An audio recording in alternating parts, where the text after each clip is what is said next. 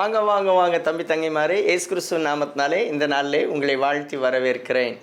தலைகளை தாழ்த்தி நாம் ஜெபம் செய்யலாமா? எல்லாம் வல்ல பரிசுத்த தகப்பனே, இந்த நல்ல நாளுக்காக நாங்கள் உமக்கு நன்றி செலுத்துகிறோம்.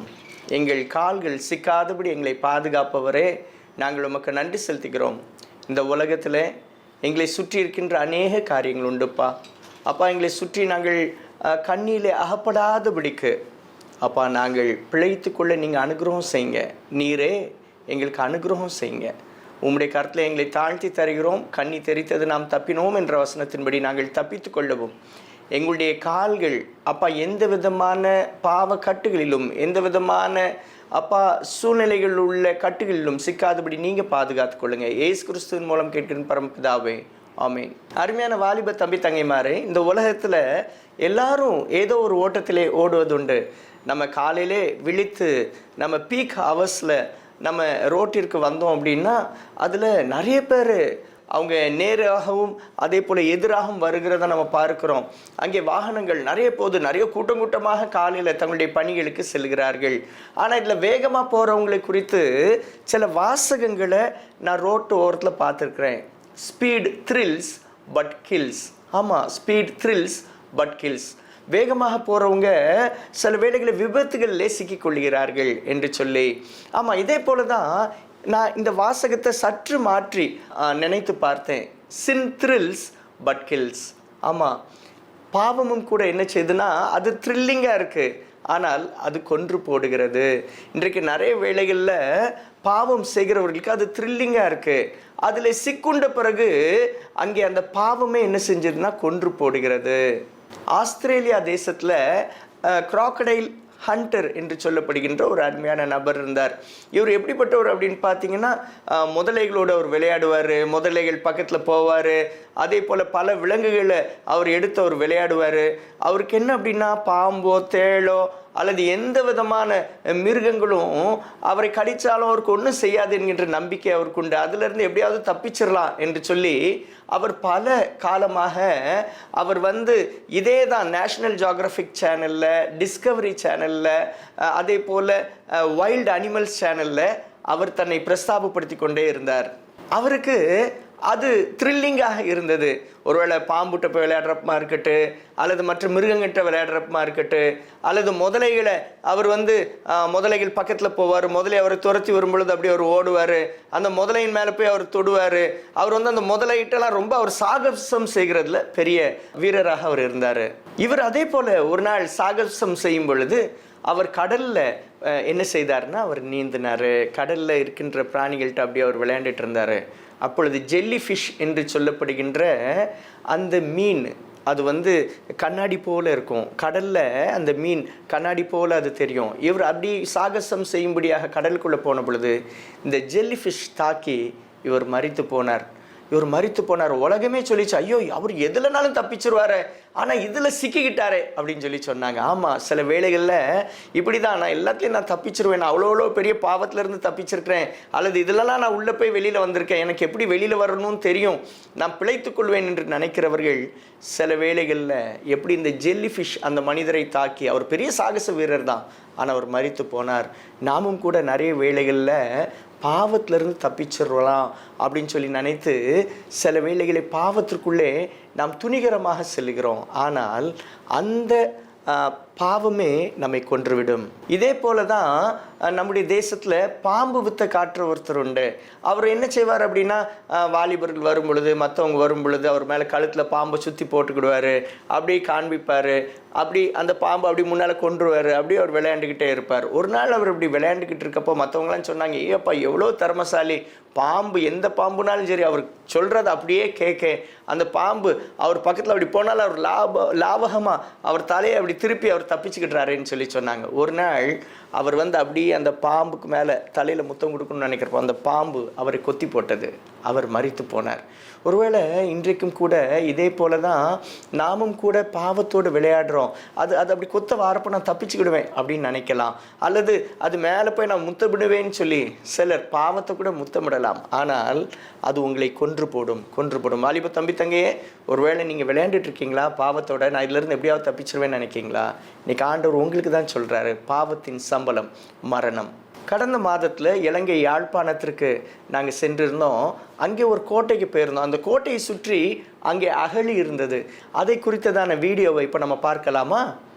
வாங்க வாங்க வாங்க தம்பி தங்கைமாரே, நேயர்களே, உங்களை மீண்டுமாக வாழ்த்தி வரவேற்கிறேன். இன்றைக்கு மீண்டுமாக இலங்கையில் உள்ள ஜாஃப்னா கோட்டையின் மீது நாம் நிற்கிறோம். இந்த கோட்டையை சுற்றி பார்த்திங்க அப்படின்னா அகழி காணப்படுகிறது. இந்த அகழியில் பார்த்திங்கன்னா மேலே தண்ணிலாம் ரொம்ப அருமையாக இருக்குது. இந்த அகழி ஏன் இவ்வளோ அகலமாக ஏன் இப்படி போட்டிருக்காங்க, கொஞ்சம் சொல்லுங்களேன். இங்கே கோட்டைக்குள்ளே பிடித்து சிறை கைதிகளாக வைத்திருக்கின்றவர்கள் தப்பியோட முடியாமல் ஒரு பாதுகாப்பை ஏற்படுத்தியிருக்கின்றார்கள். அதே நேரம் எதிரிகளும் இதை தாண்டி வர உள்ளுக்கு வருவதற்கு முடியாது. ஏனென்றால் இந்த அகழி மேலாக தண்ணியாக தெரிந்தாலும் அடியிலே சகதி நிறைந்தது. ஆகவே ஒருவன் உள்ளுக்கு விழுந்தால் நீந்த முடியாது. ஆகவே நீந்தி தப்பிக்கவும் முடியாது. அதே நேரம் எதிரியானவன் இதை கடந்து வரவும் முடியாது. இதிலிருந்து நம்ம வேதாகமத்தில் உள்ள வசனத்தை நம்ம கற்றுக்கொள்ளலாம். பாவம் எப்படிப்பட்டதுன்னா, இப்படிதான் பாவத்தின் சம்பளம் மரணம் என்று சொல்லப்பட்டுள்ளது. இந்த தண்ணி மேலே பார்த்தா ரொம்ப அழகாக அந்த ஓட்டம் காத்தடிக்கப்போ நீரோட்டம் நல்லா இருக்குது. அதனால எல்லாரும் நினைப்பாங்க, பரவாயில்ல இதில் விழுந்தா நம்ம தப்பிச்சு நீந்தி அங்கே போயிடலாம்னு நினைக்கலாம். அல்லது வெளியில் இருக்கவங்களும் இங்கே நீந்தி நம்ம கோட்டைக்கிட்ட வந்துடலாம், நெருங்கிடலாம்னு நினைக்கலாம். ஆனால் அது முடியாது. ஏன் முடியாது தெரியுமா? அங்கே உள்ளே குதிக்கும் பொழுது அவங்க கால்களில் சிக்கிக்கொள்ளும். அடுத்த அடி அவங்க எடுத்து வைக்க முடியாது. இன்னும் கொஞ்சம் கீழே இழுத்துட்டு போயிடும், அவங்க மரித்து போயிடுவாங்க. இதே போல் தான் வாலிப தம்பிக்கு ஒருவேளை பாவம் மேலோட்டமாக பார்ப்பதற்கு ரொம்ப அழகாக அது இருக்கும். பார்ப்பதற்கு ரொம்ப இங்கே இதில் நம்ம நீந்தினா நல்லா இருக்கும்னு சொல்லி தெரியும். ஆனால் அதில் நம்ம சிக்கிக்கொண்டோம் என்றால் நாம் தப்ப முடியாது. இந்த தண்ணியிலும் கூட ஒருவேளை கைதிகள் இதில் விழுந்து தப்பிக்கணும்னு நினச்சாலும் சரி, வெளியில் இருக்கின்ற எதிரிகள் உள்ளே விழுந்து எப்படியாவது கோட்டைக்குள்ளே வந்துடலாம்னு நினச்சாலும் முடியாது. எப்படி வந்தாங்கனாலுமே அது அந்த அகலியில் அவங்க கால்கள் மாட்டிக்கொள்ளும், அது அவங்களை விடாது. இதே போல் தான் பாவத்தை நீங்கள் எந்த ரூபத்தில் நீங்கள் இறங்கினீங்கனாலும் சரி, அதிலிருந்து நீங்கள் தப்ப முடியாது. எனவே பாவத்தை விட்டு விலகி ஓடுங்கள். பாவத்தின் சம்பளம் மரணம். தயவுசெய்து பாவத்தை இருந்தீங்க அப்படின்னா, அல்லது இறங்கணும்னு நினச்சிங்கன்னா இனிமேல் இறங்காதீங்க. இறங்காமல் நீங்கள் ஜெபம் பண்ணுங்க, பாவத்திற்கு விலகிருங்க. அது உங்களுடைய வாழ்விற்கு ஆசீர்வாதமாக இருக்கும். தேங்க்யூ. God bless you. இந்த வீடியோவை பார்த்தீங்களா? இந்த வீடியோலையும் கூட இந்த கோட்டையை சுற்றி ஒரு பெரிய அகழி இருக்கிறது. அதை பார்த்தா கீழே இருக்க சேறு தெரிவதே இல்லை. அங்கே அழகாக அந்த நீரோட்டம் அதில் அழகாக இருக்குது.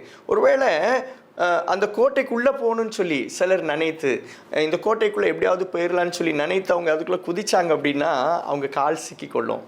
அதுக்கப்புறம் அவங்க உள்ளே போக முடியாது. உள்ளே இருக்கின்ற முதலைகளோ அவங்கள சாப்பிட்ரும், அல்லது அவங்க அதிலே மூழ்கி அவங்க மரித்து போவாங்க. ஒருவேளை உள்ளே இருக்கின்ற கைதிகள் அல்லது உள்ளே இருந்து யாராவது வெளியில் போகணுன்னு சொல்லி தப்பிச்சு போகணுன்னு நினச்சி அவங்க அதில் உள்ளே குதிச்சாங்கனாலும் அவங்க கால் அங்கே மாட்டிவிடும். அவங்க அப்படியே மரித்து போவாங்க. இன்றைக்கும் கூட சில வேளைகளில் ஆழம் தெரியாமல் காலை விடாத என்று சொல்லி நம்முடைய பகுதிகளில் அருமையாக ஒரு பழமொழியை சொல்லுவாங்க. நாம் நிறைய நேரத்தில் நம்ம என்ன செய்வது உண்டு அப்படின்னு பார்த்தீங்கன்னா, ஆழம் எவ்வளோனே தெரியாது. பாவம் அது பெரிய ஆழம், அது ஒரு பாதாளம், அது ஒரு புதக்குழி. அதில் விழுந்தால் நம்ம வெளியில் வர முடியாது. இங்கே நம்ம பார்த்தோன்னா அந்த அகழியில் உள்றவங்க திருப்பி வெளியில் வர முடியாது. அந்த கீழே இருக்கின்ற சகதி அல்லது கீழே இருக்கிற அந்த சேர் வெளியிலே தெரிவதில்லை. அதனால தான் துணிந்து சிலர் அதில் விழுந்து மாண்டு போகிறார்கள். இன்றைக்கும் கூட இதை கேட்டுக்கொண்டிருக்கிற அருமையான வாலிப தம்பி தங்கையே, ஐயாவே அம்மாவே, நீங்களும் கூட நாமும் கூட இதே போன்ற காரியங்களை நம்ம விழுந்து நம்ம சிக்கிடக்கூடாது. வேதாகமத்தில் கூட அருமையான வசனம் சொல்லுது, அவன் தன் பாவ கயிறில் அவன் சிக்குண்டு தவிக்கிறான். அந்த பாவம் என்ன செஞ்சிருதுன்னா அவனை பிடிச்சிக்கிடுது, அவனை விட மாட்டக்கு. இன்றைக்கும் கூட வேதாகமத்தில் இருந்த ஒரு சில நபர்களை நாம் வேகமாக நம்ம தியானிக்கலாமா? இதே போல் சிக்கிக்கொண்டவர்களை குறித்து நம்ம தியானிக்கலாம். மீண்டுமாக சொல்லுகிறேன், சின் த்ரில்ஸ் பட் கில்ஸ். நம்ம வேதாகமத்தில் 2 ராஜாக்களின் புஸ்தகம் 5ஆம் அதிகாரத்தை நாம் திருப்பி வைத்துக் கொள்வோம். இந்த 5ஆம் அதிகாரத்தில் 1ஆம் வசனத்திலே அருமையாக சொல்லப்பட்டுள்ளது, சீரிய ராஜாவின் படைத்தலைவனாகிய நாகமான் என்பவன் தன் ஆண்டவனிடத்தில் பெரிய மனுஷனும் எண்ணிக்கையும் உள்ளவனுமாய் இருந்தான். அவனை கொண்டு கர்த்தர் சீரியாவுக்கு ரட்சிப்பை கட்டளையிட்டார். மகா பராக்கிரமசாலியாகிய அவனோ குஷ்டரோகியாய் இருந்தான். இங்கே பார்க்கிறோம், இந்த நாகமான் அவர் குஷ்டரோகியாக இருக்கிறாரு. அவர் குஷ்டரோகம் அவருடைய சரீரத்திலாம் இருந்து அவர் வேதனைப்படும் பொழுது, ஐயோ இதிலிருந்து விடுதலை கிடையாதா அப்படின்னு சொல்லி அவர் ட்ரெஸ்ஸை வெளியில் அழகாக போட்டிருக்கலாம். ஆனால் உள்ள அவருடைய சரீரத்தில் அந்த வேதனை இருந்தது. ஒருவேளை சில வேளைகளை நம்ம கூட நினைக்கலாம், ஐயோ எனக்குள்ள எத்தனையோ காரியங்கள் இருக்குது, வெளியில் தெரியாதபடி நான் போர்த்திக்கிட்டு இருக்கிறேன், வெளியில் மற்றவங்களுக்கு தெரியாமல் இருக்கிறதுக்கு நான் அந்த ட்ரெஸ்ஸை போட்டு அவர் மூடினது போல நானும் எனக்குள்ளே இருக்கின்ற அந்த அசிங்கங்கள், அந்த நாற்றம் வெளியில் தெரியக்கூடாதுன்னு சொல்லி பூட்டிட்டு இருக்கிறேன் அப்படின்னு நினைக்கலாம். ஆனால் அந்த நாகமானுடைய வீட்டில் ஒரு சின்ன அடிமை பெண் இருந்தாள். அந்த அடிமை பெண் இதை அறிந்து அவளுடைய அந்த எஜமானிட்ட, அதாவது நாகமானுடைய துணைவேற இடத்துல அந்த குட்டி பாப்பா சொன்னாலாம், எங்கள் தேசத்தில் போனீங்க அப்படின்னா அங்கே எலிசான்னு ஒரு தீர்க்கதரிசி இருக்கிறாரு, அவர்கிட்ட போனால் அவருக்கு சுகம் கிடைக்கும். அதாவது அந்த எலிசா உண்மையான ஆண்டவரை தேடிக்கிட்டு இருக்கிறாரு, அதனால அங்கே போனால் அவர் சரியான வழியை காட்டுவாருன்னு சொல்லி இந்த அருமையான நாகமானின் துணைவியார் இடத்துல இந்த சிறு பெண் சொன்னா. இதை கேட்ட உடனே அவங்களும் நாகமான்ட்ட சொல்கிறாங்க. நாகமான் சொல்கிறாரு, ஒருவேளை அங்கே போனால் எப்படி இருக்குன்னு சொல்லி தெரியலையே, அந்த தேசத்துக்கு போய் இப்போ நான் அவரை பார்க்கணும் அப்படின்னா 2 தேசமும் எதிரி தேசம் ஆயிற்றே என்று சொல்லி நினைக்கிறாரு. இருந்தாலும் இந்த சிறு பெண்ணுடைய பேச்சை கேட்டு அவர் என்ன செய்கிறார் அப்படின்னா, அவர் இஸ்ரவேல் தேசத்திற்கு போகிறார். இந்த இஸ்ரவேல் தேசத்திற்கு அவர் சாதாரணமாக அவர் போல, சீரிய ராஜாட்ட அவர் ஒரு லெட்ரு வாங்குறாரு. அவர் ஒரு லெட்டரை வாங்கி அந்த லெட்டரில் இப்படி நாகமான் வராரு, அவருக்கு வேண்டியதை செய்யுங்கன்னு சொல்லி ஒரு ரெக்கமெண்டேஷன் லெட்டரை வாங்குறாரு. வாங்கிக்கிட்டு அந்த நிருபத்தை கொண்டு போய் அவர் அங்கே ராஜாட்ட போய் கொடுக்குறாரு. ராஜா அந்த லெட்டரை வாசிக்கிறாரு. அதில் எழுதியிருந்துச்சு, இப்படி என்னுடைய இந்த சீரிய படைத்தலைவனாகிய நாகமான உங்கள்கிட்ட அனுப்புகிறேன், அவர்கிட்ட இருக்கிற குஷ்டரோகத்தை நீங்கள் நீக்கி அனுப்புங்க அப்படின்னு சொல்லி அந்த லெட்டரில் எழுதியிருந்துச்சு. இதை பார்த்த ராஜாவுக்கு பயம் வந்து விட்டது. இந்த ராஜா தன் வஸ்திரங்களை கிழிச்சுக்கிட்டாரு. இஸ்ரவேல் ராஜா வஸ்திரத்தை கிழிச்சுக்கிட்டு, ஐயோ நான் என்ன கடவுளா, நான் எப்படி இந்த குஷ்டரோகத்தை நீக்க முடியும் அப்படின்னு அவர் சொல்கிறாரு. இந்த செய்தி எலிசாவுடைய காதுகளிலே எட்டுகிறது. உடனே எலிசா என்ன செய்கிறாரு, ராஜாட்ட சொல்கிறாரு, இந்த தேசத்தில் ஒரு தீர்க்கதரிசி உண்டு என்பதை அவர் அறிஞ்சுக்கிடட்டும்னு சொல்லி இந்த எலிசா அவரை கூப்பிட்டு விடுறாரு. இந்த நாகமானும் கூட என்ன செய்கிறாருன்னா, வேகமாக எலிசாவின் வீட்டிற்கு அவர் போகிறாரு. அப்படி போய் அந்த வாசலில் நின்ற பொழுது எலிசா ஒரு ஆளை அனுப்பி யோர்தானில் போய் அவனை 7 தடவை முங்கு சொல்லு என்று சொல்லி அனுப்பினார். இதை கேட்ட உடனே நாகமானுக்கு ரொம்ப கோபம். நான் எவ்வளோ பெரிய படைத்தளபதி, நான் இங்கே வந்து நிற்கிறேன்னு அந்த தீர்க்கதரிசி என்னை வந்து பார்க்கலையே அப்படின்னு சொல்லி அவர் நினைக்கிறாரு. ஆனாலும் அங்கே இந்த நாகமான் கூட இருந்த ஒருத்தர் சொல்கிறாரு, ஐயா அவர் ஒரு பெரிய காரியத்தை செய்ய சொன்னால் நீர் செய்ய மாட்டீரா, இது ஒரு சின்ன காரியம் தானே, யோர்தானில் போய் நம்ம முங்கலாம் அப்படின்னு சொல்லி இவரை கூட்டிகிட்டு போகிறாரு. கூட்டிகிட்டு போய் அந்த யோர்தானில் இந்த நாகமான் தன்னை தாழ்த்தி அவர் என்ன செய்கிறாருன்னா அதில் ஸ்நானம் விடுகிறார். அவர் குளிக்கிறார். 1 தடவை 2 தடவை 3 தடவை. சரீரத்தில் ஒரு மாற்றமும் காணவில்லை. அவர் தண்ணியில் முங்கி எழும்புறப்பெல்லாம் அவருக்கு என்னடா ஒரு மாற்றமும் இல்லையே அப்படின்னு அவர் நினைத்தார். ஆனால் 7வது தடவை அவர் அந்த தண்ணீரில் யோர்தான் நதியில் முங்கி எழுந்த பொழுது அவர் சரீரத்தில் ஒரு பெரிய மாற்றம். உடம்பெல்லாம் பார்த்தா நல்ல சிறு குழந்தையுடைய நல்ல சரீரம் போல் அவருக்கு மாறிட்டு ரொம்ப அழகாயிட்டு, இவருக்கு ரொம்ப சந்தோஷமாயிட்டு, ரொம்ப சந்தோஷமாக திருப்பி அவர் வந்து என்ன செய்கிறாருன்னா புது உடையை போடுகிறார். அவர் வேகமாக எலிசாவின் வீட்டுக்கு முன்னால் வந்து சொல்கிறாரு. எலிசாட்ட சொல்கிறாரு, எப்படியாவது இந்த என்னுடைய வெகுமானங்களை நீங்கள் வாங்கிக்கிடணும் அப்படின்னு சொல்கிறாரு. ஆனால் எலிசா சொன்னார், இல்லை நான் இதை வாங்க மாட்டேன். 2 ராஜாக்கள் 5ஆம் அதிகாரம் 15ஆம் வசனத்தின் பின்பகத்தில் சொல்லியிருக்கு, இந்த காணிக்கை எப்படியாவது நீங்கள் வாங்கிக்கிடணும் அப்படின்னு அவர் வருத்தி இந்த அருமையான எலிசாட்ட இந்த நாகமான் கேட்குறாரு. ஆனால் எலிசா சொன்னார், இல்லை இதை நான் வாங்க மாட்டேன், நீ இதை அப்படியே கொண்டு போப்பா அப்படின்னு சொல்லிட்டார். 2 ராஜாக்கள் 5ஆம் அதிகாரம் 17வது வசனத்தில் சொல்லுது, அந்த நாகமான் சொல்கிறாரு, நான் இப்போ ஆண்டவரே மெய்யான தேவன் அறிஞ்சுக்கிட்டேன், அதனால் நான் இனி அந்நிய தெய்வங்களுக்கு பலி செலுத்த மாட்டேன், நான் இந்த ஆண்டவரை தொழுது கொள்வேன், அவரை தான் உயர்த்துவேன்னு சொல்லி அவர் சொல்லிட்டு சந்தோஷமாக தன்னுடைய தேசத்திற்கு புறப்பட்டு செல்கிறார்.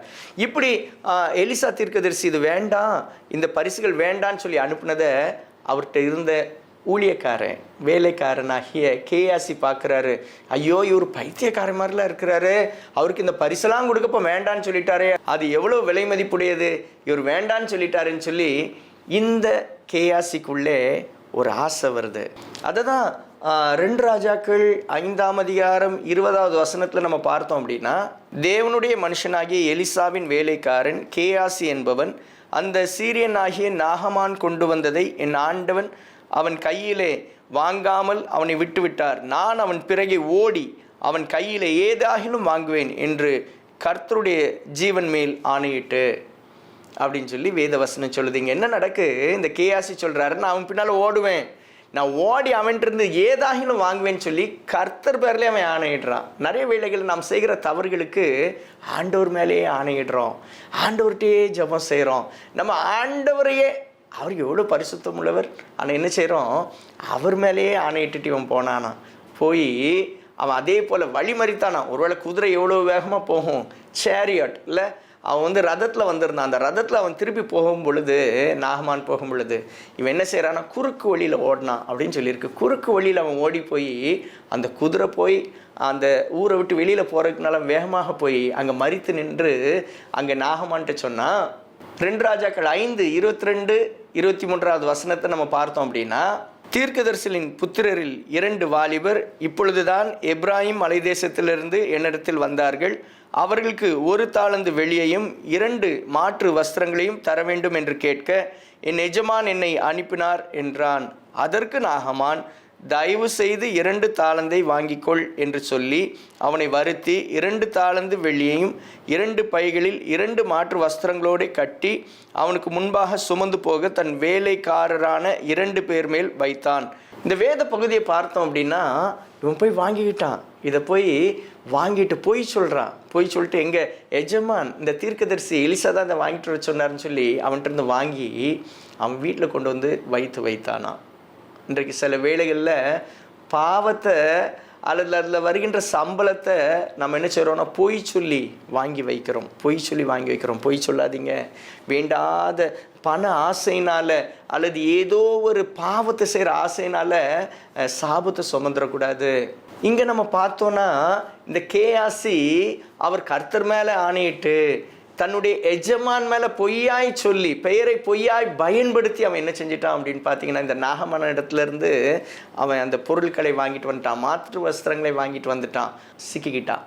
ஒருவேளை வரப்போகின்ற ஆபத்தை அவன் நினைக்கல. மேலோட்டமாக தெரிகின்ற அந்த நீரோட்டம், மேலோட்டமாக தெரிகின்ற அந்த ஆசீர்வாதத்தை மாத்திரம் பார்த்து அவன் என்ன செஞ்சான்னா சிக்கிக்கிட்டான். அந்த அகிலிலே சிக்கி கொண்டான். பேராசை.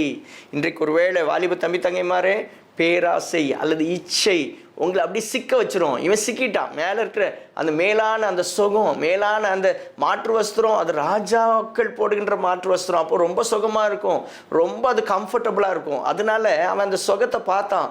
அந்த சுகத்தை பார்த்து அவன் கீழே இருக்கின்ற ஆபத்தை உணராமல் அந்த சுகத்தை மட்டும் பார்த்தான். அவன் சிக்கி கொண்டான். நடந்தது என்ன தெரியுமா? 2 ராஜாக்கள் 5:25 வசனத்தில் இவன் எல்லாம் ஒழிச்சு வச்சுட்டு திருப்பி எலிசா முன்னால் போய் நிற்கிறாரு. அப்போ எலிசா கேட்குறாரு, என்னப்பா நீ எங்கேயாவது போயிட்டு வரியா அப்படின்னு கேட்குறாரு. அப்போ கேயாசி சொல்கிறாரு, இல்லை நான் எங்கேயும் போகல அப்படின்னு சொல்கிறாரு. அப்போ தான் இந்த எலிசா சொல்கிறாரு, ஏன்பா நீ போகிறப்போ யாவையும் உன் கூட வரலையா? ஒருவேளை நீ போகிறது எனக்கு தெரியாதுன்னு நினைக்கியா? உன் உள்ள எனக்கு தெரியாதுன்னு நினைக்கிறியா? I can read your mind. என்னுடைய ஆண்டோடைய பிரசனம் உன் கூடயே வந்துச்சப்பா. நீ இப்படி தப்பு செஞ்சிட்டிய, நீ இதை செய்ததுனால, நீ அதுக்கு பின்னால் ஓடி போனதுனால இப்போ நாகமான இடத்துலேருந்து வெளியே போன அந்த குஷ்டரோகம் இப்பொழுது உனக்கு மேலே வரும் அப்படின்னு சொல்லி இந்த எலிசா சொன்னார். இதை சொன்னதை பார்த்தோம் அப்படின்னா இன்னும் ஆழமாக இருக்குது. உனக்கு மட்டும் இல்லை, உன் சந்ததிக்கும் இது வந்துரும்னு சொன்னார். அப்படி சொன்னதுனால நடந்ததுன்னு அவன் மேலே உறைந்த மலை போல ஒரு குஷ்டரோகம் அவன் மேலே வந்துட்டான். அவன் மாட்டிக்கிட்டான். என்னன்னா சிக்கிக்கிட்டான் அந்த சாபத்தில். அந்த அவன் செய்த பாவம் அந்த தண்டனையாக அந்த குஷ்டரோகம் அவன் மேலே விழுந்து விட்டது. இன்றைக்கும் கூட இதை பார்த்து கொண்டிருக்க வாலிப தம்பி தங்கையே, ஐயாவே அம்மாவே, ஒருவேளை சின் த்ரில்ஸ் பட் கில்ஸ். அந்த பாவம் அவனுக்கு த்ரில்லிங்காக இருந்துச்சு. ஓடும் பொழுது த்ரில்லிங்காக இருந்திருக்கும், அதை வாங்கும் பொழுது த்ரில்லிங்காக இருந்திருக்கும், அதை வீட்டில் கொண்டு வைக்கப்பவும் த்ரில்லிங்காக இருந்திருக்கும். திருப்பி அவன் பொய்யாக இந்த எலிசாவின் முன்னால் நல்லவன் போல நிற்கப்போ அது த்ரில்லிங்காக இருந்திருக்கும். ஆனால் இட் கில்ட் ஹிம். அந்த குஷ்டரோகம் அவன் மேலே இன்றைக்கும் கூட நான் இதை செய்ய மாட்டேன், நான் இப்படி பொருளாசை மேலே அல்லது மற்ற இச்சைகள் மேலே நான் அது பின்னாலே ஓடி போய் நான் அதனுடைய அந்த சம்பளத்தை, அந்த சாபத்தை வாங்க மாட்டேன்னு சொல்லி இன்றைக்கு தீர்மானம் எடுங்கள்.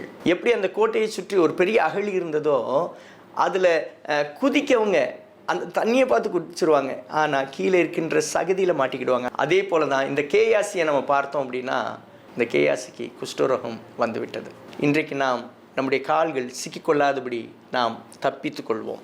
நாம் இரண்டாவதாக நாம் பார்த்தோம்னா எஸ்தர் ராஜாத்தின் புஸ்தகத்தை நம்ம திருப்பி வைத்துக்கொள்வோம். அந்த எஸ்தர் புத்தகத்தில் நம்ம பார்த்தோம் அப்படின்னா அதில் ஒரு அருமையான நபர் வர்றார், மொர்தெகாய். இந்த மொர்தெகாய் ரொம்ப அருமையானவர். இவர் ஆண்டவருடைய சமூகத்தில் ஜெபிக்கிறவர், ஆண்டவருக்கு உண்மையாக இருக்கிறவர். ஆனால் இவர் மேலே ஆமான் என்கின்ற நபர் பொறாமப்படுறாரு. அவருக்கு கிடைக்கின்ற மரியாதை எல்லாம் இவருக்கு கிடைக்கலையே அப்படின்னு சொல்லி நினைக்கிறாரு. இந்த ஆமானுக்குள்ள எப்பொழுதுமே என்ன இருக்கும் அப்படின்னா ஒரு பெருமை உண்டு.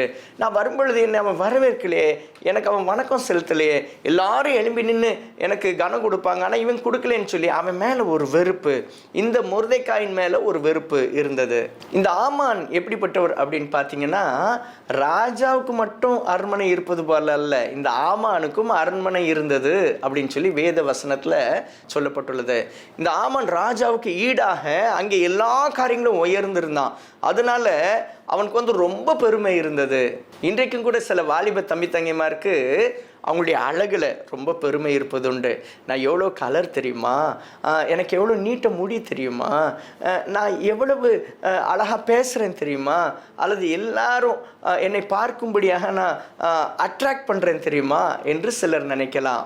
சில வேளைகளில் மற்றவங்க இந்த வாலிபர்களால் அட்ராக்ட் பண்ணாமல் இருக்கிறப்போ சிலர் சோர்ந்து கூட போயிடலாம். இந்த ஆமானுக்கும் கூட அப்படிப்பட்ட ஒரு சோர்வு வருது. என்ன சோர்வு தெரியுமா, நான் எப்பொழுதுமே என்னை பார்த்து எல்லாரும் அட்ராக்ஷன் என் மேலே இருக்கும், ஆனால் இப்போ யார் மேலே அட்ராக்ஷன் வந்துட்டுனா இந்த மொர்தெகாய் சாதாரணமானவன் வாசலில் உட்கார்ந்துருக்கவன் அவன் மேலே அட்ராக்ஷன் போயிட்டே அப்படின்னு சொல்லி இந்த ஆமான் நினைக்கிறாரு. அதனால என்ன நினைக்கிறாரு, இந்த யூத ஜனங்களை எல்லாரும் அழிச்சிடணும் அப்படின்னு அவர் நினைக்கிறாரு. அதுக்குன்னு ராஜாவின் இடத்துல சில திட்டங்களை போட்டுட்டு எஸ்தர் ராஜாத்தின் புஸ்தகம் 3ஆம் அதிகாரம் கடைசி வசனத்தில் சொல்லியிருக்கு, ராஜாவும் ஆமானும் அவங்க குடிக்க உட்கார்ந்தாங்களாம், சூசான் நகரம் கலங்கிற்று அப்படின்னு சொல்லியிருக்கு. ஆமாம், இங்கே அரசனும் அந்த அரசனோடு கூட இருக்கின்ற அருமையான நபரும் குடிக்க உட்கார்ந்தாங்களாம். இன்றைக்கு நிறைய வேளைகளில் பெருமை வரும் பொழுது அல்லது அநேக வேளைகளில் நான் தான் அப்படின்னு நினைக்கிறப்போ நம்முடைய ஒய்யாரமாக உட்கார்றவங்க உண்டு. இங்கே ராஜாவும் ஆமானும் ஒய்யாரமாக தான் உட்கார்ந்தாங்க, ஆனால் சூசான் நகரம் கலங்கினது. இன்றைக்கும் கூட உங்கள் பெருமை உங்களை அழிச்சிரும். பெருமை அதில் வர்ற ஆபத்து நமக்கு தெரியாமல் இருக்கலாம். பெருமையாக பேசு, மற்றவங்கள உதாசீனப்படுத்துறது, தள்ளுறது, மற்றவங்களை காயப்படுத்துறது, மற்றவங்கள ஒன்றுமே இல்லைன்னு நினைக்கிறது, அது ஆபத்துக்குள்ளே கொண்டு போய் விட்டுரும். இந்த ஆமானுக்கு அப்படி தான் இருந்துச்சு. நான் என்ன சொன்னாலும் ராஜா கேட்பாரு என்கின்ற நிலைமையில இந்த ஆமான் இருந்தாரு. இந்த சூழ்நிலை வந்த பொழுதுதான் இதை மொர்தெகாய் கேள்விப்படுறாரு. அவர் வஸ்திரத்தை கிழிச்சுக்கிடுறாரு. அவர் ரெட்டுடுத்தி சாம்பலில் உட்கார்றாரு. ராஜா திட்ட ஓடுறாரு. அருமையான எஸ்தர்ட்ட ஓடி போய் சொல்றாரு, இப்படி ஒரு சூழ்நிலை வந்துட்டு நீ இதற்காக பேச வேண்டாமா, இதற்காக ஜெபிக்க வேண்டாமா அப்படின்னு சொல்லி அவர் கேட்குறாரு. அப்போ தான் எஸ்தர் சொல்றாங்க, நானும் என் தாதிமாரும் என்ன செய்கிறோம், ஜெபிக்கிறோம், நீங்களும் போய் ஜெபம் பண்ணுங்கன்னு சொன்ன பொழுது மொர்தெகாயும் போய் ஜெபம் பண்ணுறாரு. எஸ்தரும் தாதிமாரும் ஜெபம் பண்ணாங்களாம். ஜெபம் பண்ணிட்டு ஒரு கிருபையை ஆண்டவர் எஸ்தருக்கு கொடுத்தாரு. என்ன அப்படின்னா ஞானத்தை கொடுத்தாரு. இந்த எஸ்தர் அவங்க ஒரு தீர்மானம் பண்ணாங்க, ராஜாட்ட போனாங்க. ராஜா அவர் செங்கோலை நீட்டினாராம். ஒருவேளை எஸ்தரோ வேறு யாராக இருந்தாலும் சரி, ராஜா கூப்பிடாமல் அவருடைய சன்னிதானத்திற்கு போக முடியாது, ராணியாகவே இருந்தாலும் போக முடியாது. ஆனால் எஸ்தர் செத்தாலும் சாகிறேன் அப்படின்னு சொல்லி போனாங்களாம். போய் நின்ற பொழுது ராஜா செங்கோலை நீட்டுறாரு. உனக்கு என்ன வேணும்னு கேட்குறாரு. அப்போ நான் உங்களுக்கு விருந்து கொடுக்கணும், உங்களுக்கும் நான் அந்த ஆமானுக்கும் கொடுக்கணும்னு சொன்ன உடனே ஆமான் நினச்சாரு, பரவாயில்லையே, ராஜாவுக்கு கிடைக்கிற அதே இது நமக்கு கிடைக்கி அப்படின்னு சொல்லி அவர் போனார். ராஜாவிற்கும் ஆமானுக்கும் இந்த எஸ்தர் விருந்து வச்சாங்க. முதல் விருந்து, 2வது விருந்து வரும் பொழுது ராஜாவின் இடத்துல இவங்க சொல்கிறாங்க, ராஜாவே இப்படி என்னையும் என்னுடைய ஜனத்தையும் அழிக்கணும்னு சொல்லி ராஜா இப்போ கையெழுத்து போட்டு இது பண்ணியிருக்கிறீங்கன்னு சொல்லும் பொழுது, அப்படியா, அது எப்படி, நான் அப்படி செஞ்சுருக்க மாட்டேன்னு அப்படின்னு ராஜா சொல்கிறாரு. இதை யார் செஞ்சா அப்படின்னு கேட்கும் பொழுது இந்த ஆமான் தான் செஞ்சான்னு சொன்ன பொழுது அங்கே ஆமான் பயந்துட்டார். ராஜா சொல்லிட்டாரு, இவனை தூக்கு போடுங்கன்னு சொல்லிட்டாரு. இந்த மொர்தெகாய்க்குன்னு சொல்லி ஒரு தூக்கு மேடையை இந்த ஆமான் செய்தானா, அந்த தூக்கு மரத்திலேயே இந்த ஆமான் தூக்கிலிடப்பட்டார். எந்த மொர்தெகாய்க்காக அவர் செய்து வைத்தாரோ அதே தூக்கு மேடையில் அவர் தூக்கிடப்பட்டார். ஒருவேளை அவருடைய பெருமை, நான் தான், என்னை தவிர யார் செய்ய முடியும், நான் அவரை அழிச்சிருவேன், இந்த மொர்தெகாயை அழிச்சிருவேன் அப்படின்னு சொல்லி இந்த ஆமான் நினைத்தார். இன்றைக்கி நிறைய நேரம் நம்முடைய சிந்தையில் அவனை அழிச்சிருவேன், இவனை அழிச்சிருவேன், அவளை அழிச்சிருவேன், அவளை இல்லாமல் பண்ணிடுவேன், சொல்கிறீங்களா? அப்படி சொல்லாதீங்க, அப்படி சொல்லாதீங்க. ஒருவேளை இந்த ஆமான் அப்படி தான் நினைத்தார். அவருக்கு பெருமை இருந்துச்சு, என்ன தவிர யாரும் இல்லை. உங்கள்கிட்ட இருக்கிற பணம் ஆண்டவர் கொடுத்த கிருபை, உங்கள்கிட்ட இருக்கிற பதவி, உங்கள்கிட்ட இருக்கிற அழகு, உங்கள்கிட்ட இருக்கிற எல்லா காரியங்களும் ஆண்டவர் கொடுத்த கிருபை. அதை நினைத்து பாருங்கள். யாரையும் அழிச்சிருவேன்னு சொல்லாதீங்க. இந்த ஆமான் அப்படி தான் நினைத்தார். நான் அழிச்சிருவேன், இந்த யூத ஜனங்களை அழிச்சிருவேன், இந்த மொர்தெகாயை அழிச்சிருவேன்னு நினைத்தார். ஆனால் கடைசியில் அவர் அழிந்து போனார். நடந்தது என்ன தெரியுமா? ஆண்டவருடைய சமூகத்தை பிடித்து கொண்ட இந்த மொர்தெகாய்க்கு ஆமானுடைய அரண்மனையிலே அவன் உயர்த்தப்பட்டான் அப்படின்னு சொல்லியிருக்கு. ஆமான் போட்டிருந்த மோதிரத்தை கழட்டி யாருக்கு ராஜா போட்டாராம்? இந்த மொர்தெகாய்க்கு போட்டாருன்னு சொல்லியிருக்கு. எஸ்தர் 7ஆம் அதிகாரம் 10வது வசனத்தை நாம் பார்த்தோம் என்றால், அப்படியே ஆமான் மொர்தெகாய்க்கு ஆயத்தம் பண்ணின தூக்கு மரத்திலே ஆமானை தூக்கி போட்டார்கள். அப்பொழுது ராஜாவின் உக்கிரம் தணிந்தது. ஒருவேளை இந்த ஆமான் அவர் செய்த அந்த தூக்கு மரத்திலே அவர் தூக்கி போடப்பட்டார் என்று இந்த வசனம் சொல்லுது. அது மாத்திரமல்ல, 8ஆம் அதிகாரம் 1வது வசனத்தில் நம்ம பார்த்தோம் அப்படின்னா, அன்றைய தினம் ஆகாஸ்வேரு ராஜா யூதரில் சத்ருவாயிருந்த ஆமானின் வீட்டை ராஜாத்தியாகிய எஸ்தருக்கு கொடுத்தான். மொர்தெகாய் ராஜ சமூகத்தில் வந்தான். அவன் தனக்கு இன்ன உறவு என்று எஸ்தர் அறிவித்திருந்தாள். ராஜா ஆமானின் கையிலிருந்து வாங்கி போட்ட தம்முடைய மோதிரத்தை எடுத்து அதை மொர்தெகாய்க்கு கொடுத்தான். எஸ்தர் மொர்தெகாயை ஆமானின் அரண்மனைக்கு அதிகாரியாக வைத்தாள் அப்படின்னு சொல்லியிருக்கிறத நம்ம பார்க்க முடியும். இந்த இடத்துல என்ன சொல்லியிருக்கு? ராஜா என்ன செஞ்சாராம் அப்படின்னா, இந்த ஆமான் வைத்திருந்த அரண்மனையை வாங்கி அப்படியே எஸ்தர் கையில் கொடுத்துட்டாராம். இந்த மொர்தெகாய்க்கு ஆமான் கையில் இருந்த மோதிரத்தை அவருக்கு போட்டு விட்டாராம். அது மாத்திரம் இல்லை, எந்த அரண்மனைக்குள்ளே அவன் போக முடியாதுன்னு இருந்துச்சோ, வாசலில் உட்காந்துருந்தானோ, அந்த அரண்மனையில் அவன் உயர்த்தப்பட்டு அவன் அதற்கு அதிகாரியாக மாறினான். இன்றைக்கு கூட பெருமையில் சிக்கிக்கிட்டிங்களா, அது ஆபத்தாக முடிஞ்சிடும். இந்த ஆமான் பெருமையில் சிக்கினதுனால அவருடைய வாழ்க்கை அழிந்து போனது. ஆனால் தாழ்மையோடு இருந்த, மனரம்யமாக இருந்த மொர்தெகாய்க்கு மோதிரம் கொடுக்கப்பட்டது, அரண்மனை கொடுக்கப்பட்டது. தாழ்மையாக இருந்த எஸ்தருக்கு அரண்மனை கொடுக்கப்பட்டது. நான் ராஜாவை மாதிரியே பெரிய அரண்மனை கட்டியிருக்கேன் அப்படின்னு சொல்லி இந்த ஆமான் நினைத்திருந்திருக்கலாம். ஆனால் அந்த அரண்மனை அவன்கிட்ட இருந்து பிடுங்கப்பட்டது. காரணம் என்ன தெரியுமா? அவன்கிட்ட இருந்த பெருமையும் பொறாமையும். இன்றைக்கு நமக்குள்ளே பெருமை பொறாமை என்கின்ற அந்த சகதியில், அந்த அகழியில் நம்ம சிக்கிக்கிட்டோன்னா நாம் வீழ்ந்து போவோம். பக்கத்தில் இருக்கவங்கள பார்த்து சொல்லுவோமா, தயவுசெய்து நீங்கள் பண ஆசையிலோ பெருமையிலோ சிக்கிக்கொள்ளாதீர்கள். சின் த்ரில்ஸ் பட் கில்ஸ். ஆமாம், பாவம் அது ரொம்ப செய்கிறதுக்கு த்ரில்லிங்காக இருக்கலாம், பெருமை ரொம்ப த்ரில்லிங்காக இருக்கலாம், அல்லது பண ஆசை ரொம்ப த்ரில்லிங்காக இருக்கலாம், பொறாமை ரொம்ப த்ரில்லிங்காக இருக்கலாம். ஆனால் அது உங்களை அழித்துவிடும். வலது கையை எடுத்து இருதயத்தில் கரங்களை வைத்து சொல்லுவோமா, பரிசுத்த தகப்பனே, எனக்குள்ளே உம்முடைய அன்பையும் பொறுமையையும் தாரும். நான் பாவத்தில் சிக்கிக்கொள்ளாதபடிக்கு நான் பிழைத்து கொள்ள அனுகிரகம் செய்யும். பிரியமானவர்களே, இன்றைக்கு இந்த ஆண்டவருடைய வார்த்தை கேட்டிருக்கிறோம். நாம் சிக்கிக்கொள்ளாதபடிக்கு நாம் பிழைத்து கொள்வோம். ஆமாம், ஒருவேளை பொறாமை, பெருமை, பண ஆசை, இச்சைகள், அதனுடைய ஆபத்து தெரியாமல் காலை விடாதீங்க. நம்ம என்ன செஞ்சிருவோம்னா, அது த்ரில்லிங்காக இருக்குதுன்னு சொல்லி நம்ம மாட்டிக்கிட்டோம் அப்படின்னா நமக்கு வாழ்விலே அழிவும் சாபமும் வந்துடும்.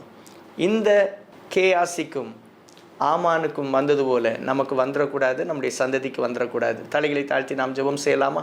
எல்லாம் வல்ல பரிசுத்த தகப்பனே, நாங்கள் உங்கள் பிள்ளைங்க ஆண்டவரே. அப்பா, சின் த்ரில்ஸ் பட் கில்ஸ். ஆமாப்பா, பாவத்தின் சம்பளம் மரணமாக இருக்கிறது. அப்பா, நாங்கள் நன்மையை செய்ய, நன்மையை பின்தொடர, நன்மையை கற்றுக்கொள்ள எங்களுக்கு அனுகிரகம் செய்யுங்க. நீர் நன்மை செய்கிறவராகவே சுற்றி திரிந்தது போல நாங்களும் நன்மை செய்கிறவர்களாக சுற்றி தெரிய அனுகிரகம் செய்யுங்க. நாங்கள் எந்த கண்ணியிலும் சிக்கிக்கொள்ளாதபடிக்கு நீங்கள் பாதுகாத்து கொள்ளுங்க. அப்பா, எங்களுடைய வாலிப தம்பி தங்கைமார் குடும்பங்களுக்கு எதிராக வைக்கப்பட்டிருக்கிற கண்ணிகளை நசரேயனாகிய இயேசு கிறிஸ்து நாமத்தால் சபித்து கடினப்புறப்படுத்துகிறோம். உங்களுடைய பரிசுத்த ரத்தத்தை ஒவ்வொரு மேலையும் தெளிக்கிறோம் ஆண்டவரே. உங்களுடைய தெளிந்த சிந்தை அப்பா எங்கள் மீது இருக்க நீங்கள் அனுகிரகம் செய்யுங்க. உங்களுடைய தூய ஆவியானவருடைய பிரசனம் எங்களை வழி நடத்த அனுகிரகம் செய்யுங்க. இயேசு கிறிஸ்துவின் மூலம் கேட்கும் பரமபிதாவே, ஆமென். நம்முடைய கர்த்தராகிய இயேசு கிறிஸ்துவின் கிருபையும் பிதாவாகிய தேவனுடைய அன்பும் பரிசுத்த ஆவியானவருடைய அந்யோன்ய ஐக்கியமும் நம் அனைவருடைய இன்றும் இன்றும் சதாகாலம் இருப்பதாக, ஆமென். அருமையான வாலிப தம்பி தங்கைமாரே, சின் த்ரில்ஸ் பட் கில்ஸ். ஆமாம், பாவம் அது த்ரில்லிங்காக இருக்கும், ஆனால் மரணத்துக்கு கொண்டு போயிடும். ஆனால் அதே வேளையில் தெளிந்த சிந்தை, தூய ஆவியானவருடைய பிரசனம் நம்ம கூட இருக்கும் பொழுது நம்மை தாழ்த்தும் பொழுது, ஆண்டவருடைய வழியில் நடக்கும் பொழுது அவர் நம்மை உயர்த்துறவராக இருக்கிறாரு. தேங்க்யூ. God bless you. கிறிஸ்துவுக்குள் அருமையானவர்களே, மாம்பழச்சங்க பண்டிகை ஜூலை 8, 9, 10 ஆகிய தேதிகளிலே நடைபெறுகிறது. இதில் 9ஆம் தேதி ஏழைகளுக்கு ஒரு நேரம் உணவு என்று சொல்லி சிக்கன் பிரியாணியை வாலிபர் ஐக்கிய சங்கத்தில் இருந்து நலிவடைந்தவர்களுக்கு, அதே போல் இங்கே இருக்கின்ற ஹோம்ஸில் இருக்கிற பிள்ளைகளுக்கு, ஆதரவற்றவர்களுக்கு நம்ம கொடுக்குறோம். ஒரு பிரியாணி, சிக்கன் பிரியாணி பொட்டலத்தின் விலை 120 ரூபாய். இதை என்ன செய்கிறோம் அப்படின்னா அவர்களுக்கு இலவசமாக கொடுக்குறோம். அந்த ஒரு வேளை அவங்களுக்கு கொடுக்குறோம். இதை நீங்கள் கொடுக்கணும்னு நினைத்தீங்கன்னா நீங்கள் ஒரு பொட்டணத்திற்கோ அல்லது 10 பொட்டணத்திற்கோ உங்களால் இயன்றதை நீங்கள் 20 பொட்டணத்திற்கோ 50 பொட்டணத்திற்கோ அதற்காகும் தொகையை இந்த ஸ்க்ரீனில் தெரிகின்ற QR கோடை நீங்கள் ஸ்கேன் பண்ணி நீங்கள் அனுப்பும்படி அன்புடன் கேட்டுக்கொள்கிறேன். அல்லது தொலைபேசியில் எங்களை தொடர்பு கொள்ளும்படி உங்களை அன்புடன் கேட்டுக்கொள்கிறேன். நீங்கள் இந்த உதவியை செய்யும்படி உங்களை அன்புடன் கேட்டுக்கொள்கிறேன். ஒரு பிரியாணி பொட்டணத்தின் விலை 120 ரூபாய். சிக்கன் பிரியாணியின் விலை 120 ரூபாய். இந்த சிறியர் ஒருவருக்கு எதை செய்தீர்களோ அதை எனக்கே செய்தீர்கள் என்ற வசனத்தின்படி நீங்கள் இந்த உதவியை செய்ய உங்களை அன்போடு கேட்டுக்கொள்கிறேன். ஊழியத்தில் எங்களை தாங்கும்படியாகவும் அன்புடன் கேட்டுக்கொள்கிறேன். தேங்க்யூ. God bless you.